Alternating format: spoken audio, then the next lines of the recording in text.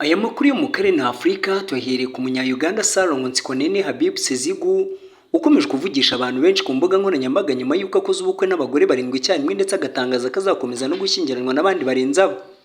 Ni ubukwe bwabaye tariki ya 10 Nzeri 2023 bera mu gace ka Bugereka mu karere ka Mukono. Ubukwe bwari bwahuruje abantu benshi cyane ko ibintu nk'ibi bidasanzwe. Ubwo abo bagore babiri banavukana bazengurukaga mu bice bitandukanye bya Uganda, wabonaga ko nta shyari bafite bya bindi by'ubukeba batabikozwa ndetse bakerekana ko bazakomeza kubaha umugabo wabo. Icyakomeje gutangaza benshi batuye isi by'umwihariko abatuye muri Uganda nuko imodoka zari zabateguriye buri imwe yari iriho plaque ziriho amazina yabo. Nsikonene nubwo yavugaga ku bagore be yavuze ko nta shyari bakwiye kugirana. Yavuze ko mu bihe bizaza azakomeza kongeraho abandi bagore, cyane ko avuga ko atarasaza byo kudashaka abandi bagore.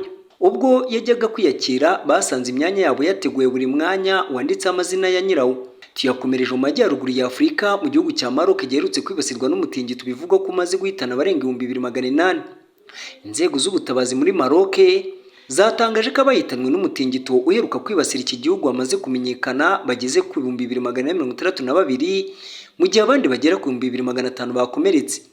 Kugeza amaginga ya ibikorwa by'ubutabazi birakomeje umujyi wa Marrakesh ndetse no mu bice by'imisozi ya Atlas biri mu hibasiwe cyane. Kimwe mu bihangayikishije ubuyobozi bwa Maroc ni ukubona uburyo bw'ubufasha kuko benshi mu basenyewe n'uyu mutingito badafite aho kuba, icyo kurya ndetse n'uburyo bwo kubona ibindi bintu bya ngombwa mu buzima.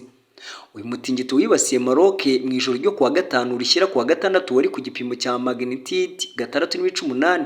Mu rwego rwo guha agaciro ababuriye ubuzima muri uyu mutingito, iki gihugu cyashyizeho icyunamo cy'iminsi 3. Aya makuru avugwa mu karere na Afurika tuyasurije kuri leta ya Misiri yagaragaje ko itanyuzwe n'icyemezo Ethiopia yarutse gufata cyo kuzuza ububiko bw'amafi ifite ku rugomero ruri ku ruzi rwa Nile bahawe izina rya Grand Ethiopian Renaissance. Abiy yakomeje avuga ko Ethiopia itazigera igabanya ingano y'amazi yemerewe kuri Nile nubwo byagaragaye ko amazi rusange y'uru ruzi agenda agabanuka.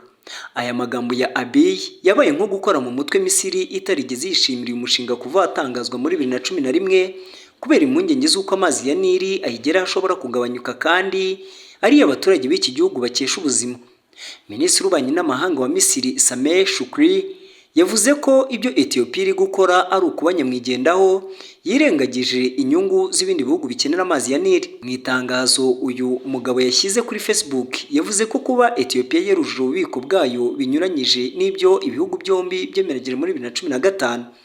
Ibiganiro ku mikoreshereze y'uru rugomero rwuzuye ndetse rugatangira gutanga amashanyarazi muri Gashyantare muri 2022 byasubukuwe mu kwezi gushize kubera ubwoba bw'uko Ethiopia ishobora kurenga ku byo yemeye.